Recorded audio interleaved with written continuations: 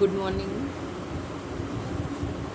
आज हम लोग पढ़ेंगे मंदबुद्धि बालकों का शिक्षक।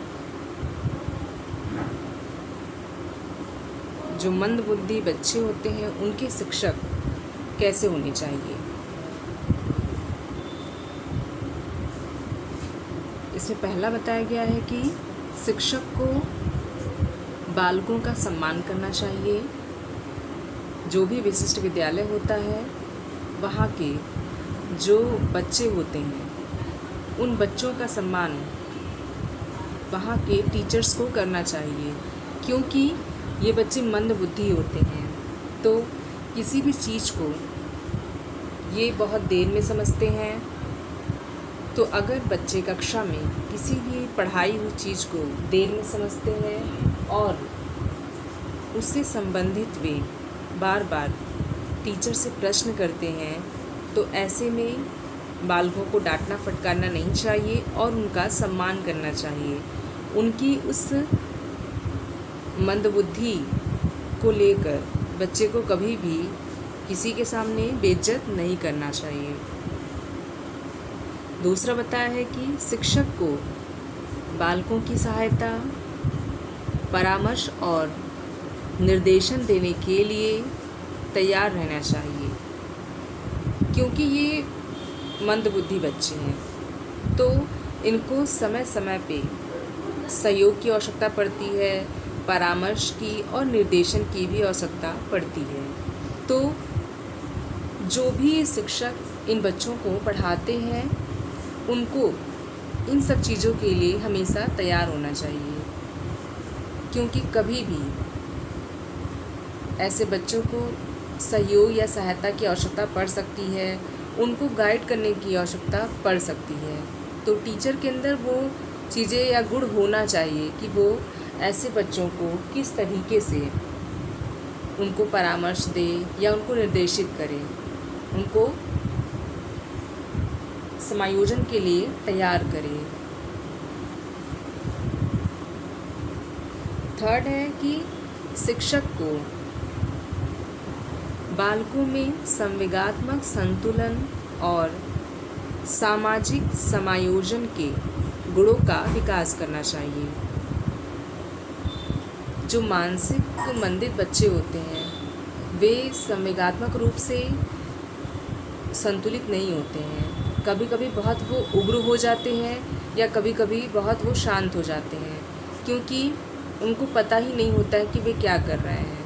तो बच्चों को यह सिखाना चाहिए कि संवेगात्मक संतुलन कैसे करें और समाज में समायोजन कैसे करें, क्योंकि सभी बच्चों को समाज में रहना है, क्योंकि वो एक सामाजिक प्राणी है। तो उनके अगर अंदर विकलांगता है या फिर मानसिक मंदित बच्चे हैं, फिर भी उनको इसी समाज में रहना है। तो इस समाज के लोगों के साथ कैसे एडजस्ट होना है, इसका तरीका शिक्षक को बच्चों को बताना चाहिए, ताकि वो अपने समाज के लोगों के साथ आसानी से घुल मिल सके और आराम से रह सके। चौथा बताया गया है कि शिक्षक को बालकों की आवश्यकताओं का अध्ययन करके उनको पूर्ण करने का प्रयास करना चाहिए। यहाँ शिक्षक को बच्चों की आवश्यकताओं का अध्ययन करने की आवश्यकता है। उन्हें कक्षा में जब भी वे पढ़ाएं तो हमेशा ध्यान दें कि ऐसे विकलांग बच्चों को किस तरह की सहायता की आवश्यकता है और इनको किस तरह की आवश्यकता की ज़रूरत पड़ सकती है।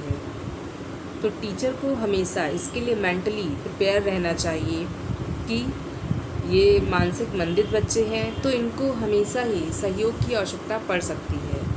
और इसके अलावा इनको और किन किन चीज़ों की आवश्यकता पड़ सकती है, इन आवश्यकताओं की पूर्ति के लिए शिक्षकों को हमेशा तैयार होना चाहिए, क्योंकि अगर विशिष्ट विद्यालय के शिक्षक या फिर जो सामान्य कक्षा के शिक्षक हैं और सामान्य कक्षा में भी मानसिक मंदिर बच्चे पढ़ते हैं। तो अगर वहाँ के भी शिक्षक खुद को इस चीज़ के लिए तैयार नहीं करेंगे तो उनको कई सारी दिक्कतें झेलनी पड़ सकती है। तो इसके लिए वो पहले से ही मेंटली प्रिपेयर रहें कि उनके सामने ऐसी समस्या आ सकती है, क्योंकि उनकी कक्षा में सामान्य बच्चों के साथ साथ विकलांग बच्चे भी पढ़ते हैं। फिर 5वां है, शिक्षक को बालकों के स्वास्थ्य समस्याओं और सामाजिक दशाओं के प्रति व्यक्तिगत रूप से ध्यान देना चाहिए। जब भी बच्चे का विद्यालय में एडमिशन होता है तो वहाँ बच्चे के हेल्थ के साथ या बच्चे को कोई बीमारी है इसकी पूरी जानकारी विद्यालय में बताई जाती है। तो अगर कोई ऐसा बच्चा एडमिशन लेता है जिसको कोई प्रॉब्लम हो या फिर मानसिक मंदित बच्चे अगर विद्यालय में एडमिशन लेते हैं तो वहाँ के टीचर को हमेशा अलर्ट होना चाहिए उनके स्वास्थ्य को लेकर या उनको जो भी समस्याएं आ रही हैं, क्योंकि उनके कक्षा के बच्चे मानसिक मंदित हैं और वे अपनी चीज़ों या खुद का ध्यान नहीं रख सकते हैं। घर में तो उनके माता पिता उनके साथ रहते हैं और उनको जो भी दिक्कतें आती हैं या जो भी समस्या आती है वे उसका समाधान करते हैं। लेकिन बच्चा विद्यालय में भी कुछ समय बिताता है, तो जब तक बच्चा विद्यालय में समय बिताता है उस समय उसके माता पिता उसके शिक्षक ही होते हैं। तो वहाँ उनकी जिम्मेदारी हो जाती है कि ऐसे मानसिक मंदित बच्चे के स्वास्थ्य का ध्यान रखें, उनको क्या क्या समस्याएं आ रही हैं, इन सब चीज़ों का ध्यान रखना शिक्षक की जिम्मेदारी है विद्यालय समय के दौरान। 6ठा है कि शिक्षक को बालकों की कमियों का पूर्ण ज्ञान होना चाहिए, पर साथ ही उसे विश्वास होना चाहिए कि वे प्रगति कर सकते हैं। जैसा कि बताया गया है कि वातावरण का बच्चे के ऊपर बहुत ज़्यादा प्रभाव पड़ता है। तो अगर बच्चा मानसिक रूप से मंदित है और वह किसी चीज़ को देर से सीखता है तो इस चीज़ की जानकारी उनके शिक्षकों को या माता पिता को होनी चाहिए कि बच्चा किस चीज़ में कमज़ोर है। तो अगर शिक्षक या माता पिता बच्चे को बहुत प्यार से और सम्मान के साथ बच्चे को वैसा वातावरण उपलब्ध कराएं तो बच्चे के अंदर जो कमी है या जिस क्षेत्र में वह कमज़ोर है उस क्षेत्र में उसको ज्ञान देकर प्रगति कराई जा सकती है। लेकिन इसके लिए ज़रूरत है कि माता पिता या शिक्षक विद्यालय और घर का वातावरण सकारात्मक बनाए रखें। वे बच्चे को कोई भी बात प्यार से समझाएं तो धीरे धीरे ही सही, लेकिन एक समय ऐसा आता है कि बच्चा उस चीज़ को समझने लगता है और सीखने लगता है, लेकिन गति थोड़ी धीमी हो सकती है क्योंकि ये बच्चा मानसिक रूप से मंदित है। 7वां है, शिक्षक को बालकों को दी जाने वाली शिक्षा का उनके वास्तविक जीवन से संबंध स्थापित करना चाहिए। बच्चे को जो भी विद्यालय में पढ़ाया जाता है वह केवल किताबी ज्ञान नहीं होना चाहिए, उनका वास्तविक जीवन से भी संबंध होना चाहिए। जैसे अगर बच्चे को नैतिक शिक्षा दी जा रही है तो बच्चे को बताना चाहिए कि यह उनके वास्तविक जीवन से संबंधित है। तो बच्चे को के लिए यह नहीं कहना चाहिए कि किताब में ऐसा लिखा है कि उनको झूठ नहीं बोलना चाहिए, चोरी नहीं करना चाहिए, बल्कि बच्चे को यह भी बताना चाहिए कि यह सारी चीज़ें उन्हें अपने वास्तविक जीवन में भी करनी चाहिए क्योंकि यही सही है।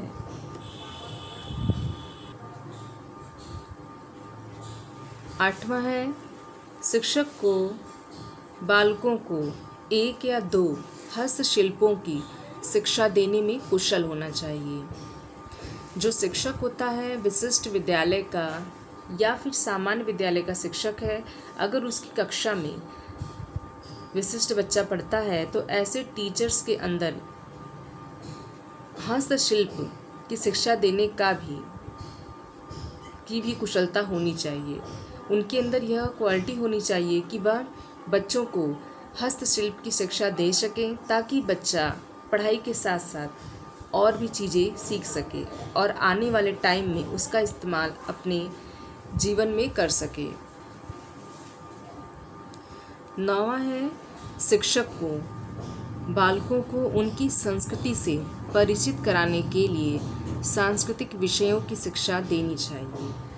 जैसा कि आप जानते हैं कि बच्चे का जो प्रथम पाठशाला होता है वह उसका परिवार होता है, वह उसका घर होता है, जहाँ पे बच्चे को सांस्कृतिक चीज़ों से परिचित कराया जाता है कि अपने समाज की क्या संस्कृति है, कैसे रहना है, क्या नियम है। इन सारी चीज़ों का ज्ञान बच्चे को घर में भी दिया जाता है। इसके अलावा जब बच्चा विद्यालय में प्रवेश लेता है तो ज़रूरत है कि पाठ्यक्रम में भी सांस्कृतिक विषय को शामिल किया जाए, ताकि बच्चा उस चीज़ को जो उसने घर में सीखा है विद्यालय में जाने के बाद उसको और गहराई से सीख सके और उनका इस्तेमाल अपने जीवन में कर सके।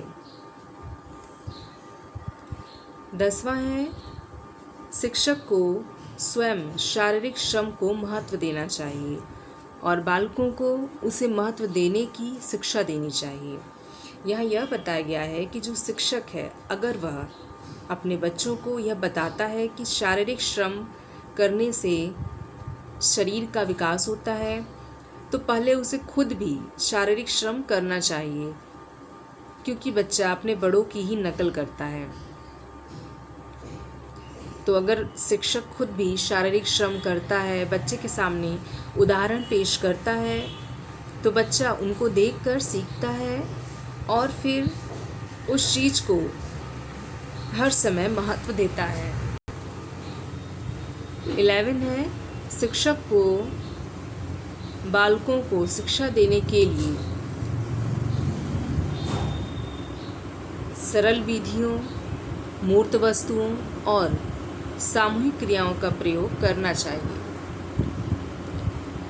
यहाँ बोला गया है कि जो शिक्षक है उनको बालकों को शिक्षा देने के लिए सरल विधियों, क्योंकि ये बच्चे मानसिक रूप से मंदित हैं, विकलांगता वाले बच्चे हैं, तो कभी भी इनको शिक्षा देने के लिए कठिन विधियों का इस्तेमाल नहीं करना चाहिए, बल्कि सरल विधियों का इस्तेमाल करना चाहिए और मूर्त वस्तुओं, ऐसे ही चीज़ों का उदाहरण देना चाहिए या ऐसी चीज़ों से इनको पढ़ाना चाहिए जो बच्चे को आँखों से दिखे, मूर्त हो, जिसको बच्चा छू सके, स्पर्श कर सके, महसूस कर सके और आँखों से देख सके।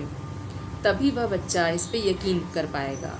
और सामूहिक क्रियाओं का प्रयोग करना चाहिए और बच्चे को सामूहिक रूप से किसी ज्ञान को देना चाहिए, ताकि बच्चा सबके साथ एडजस्ट होना सीख सके, रहना सीख सके और लोगों से उसकी दोस्ती भी बढ़े, ताकि